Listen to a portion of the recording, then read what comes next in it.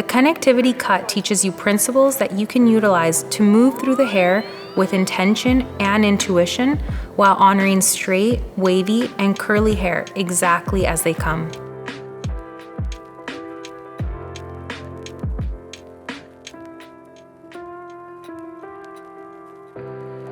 You'll want to have your client start with clean, dry hair. We'll start by assessing the scalp and hair. You're looking at the condition of the scalp, the health of the hair, the texture, the density, and the hair pattern. Most important, you want to determine where the true length around the entire haircut is coming from. It is also important to take note of the previous haircut and if there is any breakage. After you've assessed the whole head, we're ready to dive into the haircut. Start with the hair fully down, falling naturally. We'll divide the hair into 3 sections. For section 1, the head shape will determine the area where the bangs or face framing will fall. Typically, this is the apex to the recession. It will look like a pie shape or triangle at the part line once it is sectioned out. Next, for section 2, part the hair from the apex to just in front of the ear. For section 3, create a curved line from the apex to the occipital bone. With a hair stick or clip, twist all the remaining hair that is not in these first 3 sections to the top of the head. Alright, now it's time to begin the cut. You'll want to start at section 1 with the bang, fringe, or long face framing. Decide where you want the hair to fall. There are 2 steps to this part of the cut. First, cut one side of your first section using 0 elevation or over direction. This is where you decide the angle. The bangs can be as short or as long as you want them. Then mimic on the other side. Now that you have cut the length and both sides of the hair match, it's time to elevate the entire section around the face to soften the fall. You can take the hair straight out from the section parallel to the floor or straight up towards the ceiling. Just make sure you use your guide so you don't disrupt the length that was just established. Now let's go on to section 2.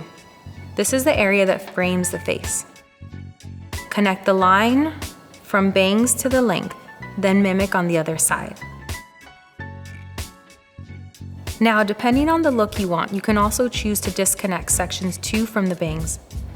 This is where you can tailor the haircut for any of your clients.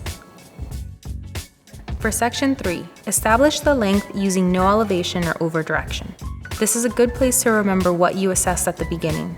If you determine that the hair below the occipital bone was shorter than the hair above the occipital bone, adjust your sectioning so that you can establish a stronger foundation.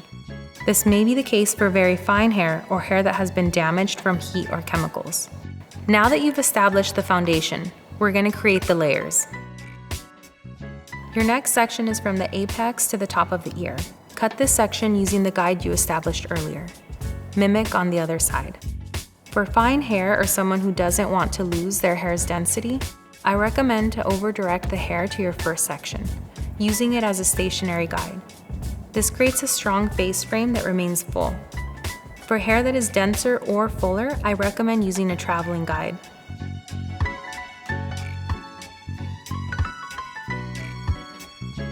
Now take down another radial section from the top of the head to the mastoid. This is the bone just behind the ear.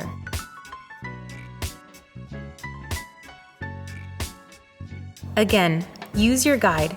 Either over-direct the hair to the first section or continue with a traveling guide. Then mimic on the other side.